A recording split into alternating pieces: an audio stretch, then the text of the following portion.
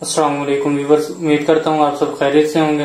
मैं हूँ शेफ मोहम्मद अबू बकर और आप देख रहे हैं स्टाइलिश फूड सीक्रेट। आज हम आपके लिए चटपटी मिर्चों की रेसिपी लेकर आए हैं जिसे आप घर में आसानी से बना सकते हैं। किसी वक्त आपके घर में सालन ना हो और अचानक मेहमान आ जाएं तो आप इस रेसिपी को फॉलो करके एक बेहतरीन डिश तैयार कर सकते हैं। रेसिपी को परफेक्ट बनाने के लिए वीडियो को आखिर तक जरूर देखिएगा। आइए इसे बनाना शुरू करते हैं। सबसे पहले हमने 1 पाव हरी मिर्चें ली हैं।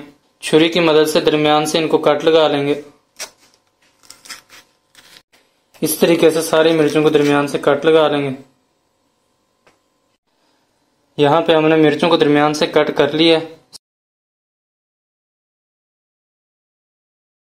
अब हम एक बर्तन के अंदर 4 टेबलस्पून कुकिंग ऑयल डालेंगे और इसके अंदर कट की हुई हरी मिर्चें शामिल कर देंगे। इसे अच्छी तरह मिक्स कर लेंगे और 1 मिनट के लिए पकने देंगे। 1 मिनट पकने के बाद इसके अंदर आधा कप दही का शामिल कर देंगे। हाफ टेबल स्पून साबुत धनिया ऐड कर देंगे। हाफ टी स्पून इसके अंदर नमक शामिल करेंगे।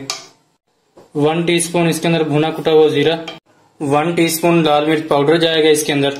1 टीस्पून सौंफ शामिल करेंगे। हाफ टी स्पून हल्दी पाउडर डालेंगे। अब इन सब चीजों को अच्छी तरह मिक्स कर लेंगे और पकने देंगे। मीडियम फ्लेम पे इसे 2 मिनट के लिए पकने देंगे और साथ साथ चम्मच भी हिलाते रहेंगे।